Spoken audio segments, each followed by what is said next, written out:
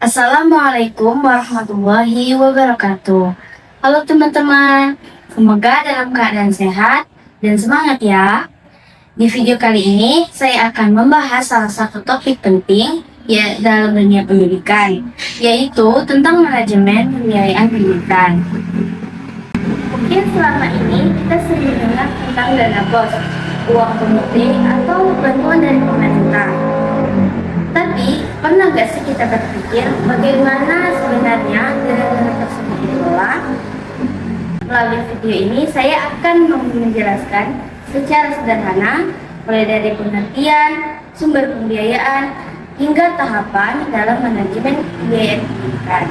Yuk kita mulai pembahasannya.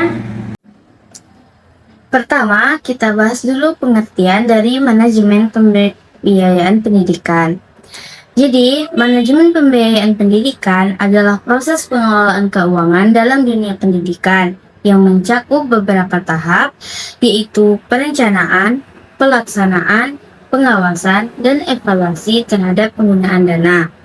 Artinya, semua dana yang masuk ke dalam lembaga pendidikan, seperti sekolah, tidak boleh digunakan sembarangan. Harus ada perencanaan yang jelas, pelaksanaannya yang terarah, serta pengawasan dan evaluasi yang tepat. Tujuan utama dari manajemen pembiayaan ini adalah agar dana yang tersedia bisa digunakan secara efektif, efisien, transparan, dan juga dapat dipertanggungjawabkan.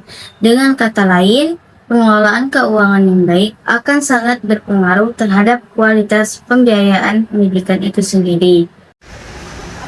Sebelum masuk ke sumber pembiayaan, kita perlu tahu dulu nih kenapa manajemen pembiayaan itu penting.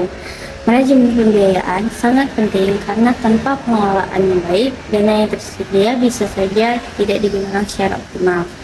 Misalnya, ada sekolah yang memiliki dana cukup besar, tetapi karena tidak direncanakan dengan baik, justru dana tersebut tidak memberikan dampak signifikan terhadap peningkatan kualitas pembelajaran.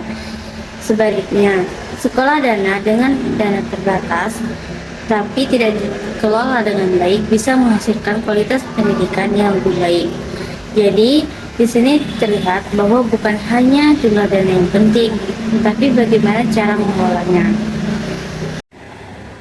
Selanjutnya, kita masuk ke sumber pembiayaan pendidikan. Secara umum, sumber pembiayaan pendidikan berasal dari 3 pihak utama. Yang pertama adalah pemerintah. Contohnya adalah dana bantuan operasional sekolah atau yang biasa kita sebut dengan BOS yang digunakan untuk mendukung kegiatan operasional sekolah. Yang kedua adalah masyarakat. Ini biasanya berasal dari kedua orang tua siswa, komite sekolah, atau kontribusi masyarakat sekitar. Dan yang ketiga adalah pihak lain, misalnya donatur, alumni, atau kerjasama dengan pihak swasta yang ingin berkontribusi dalam dunia pendidikan.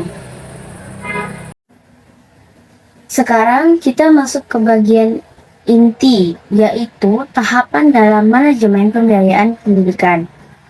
Tahapan ini terdiri dari 4 bagian utama. Tahap pertama adalah perencanaan. Pada tahap ini, sekolah menyusun anggaran berdasarkan kebutuhan yang ada. Misalnya, kebutuhan untuk fasilitas, kegiatan belajar mengajar, gaji tenaga pendidik, serta kegiatan ekstrakurikuler. Selanjutnya adalah pelaksanaan.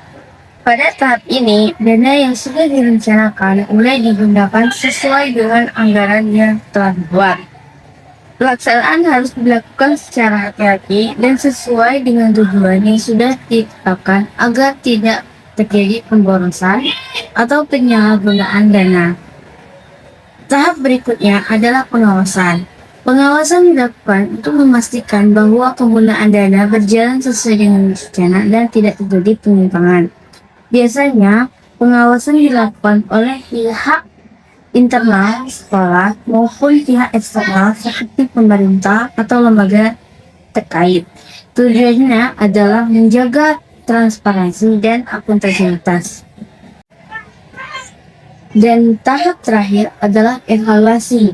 Evaluasi dilakukan untuk menilai apakah pengelolaan dana sudah berjalan dengan baik, efektif, dan efisien.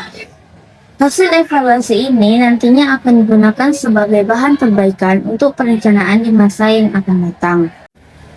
Dari pembahasan tadi, kita bisa menyimpulkan bahwa manajemen pembiayaan pendidikan memiliki peran yang sangat penting dalam mendukung keberhasilan pendidikan. Pengelolaan dana yang baik akan membantu meningkatkan kualitas pembelajaran, menyediakan fasilitas yang memadai, dan menciptakan lingkungan yang belajar yang lebih baik. Sebaliknya, jika pengelolaan dana tidak dilakukan dengan baik, maka tujuan pendidikan akan sulit tercapai. Oleh karena itu, transparansi, efisiensi, dan tanggung jawab dalam pengelolaan keuangan pendidikan sangat diperlukan. Terima kasih telah menonton video ini. Semoga penjelasan ini bermanfaat dan menambah wawasan kita semua. Sampai jumpa di video berikutnya.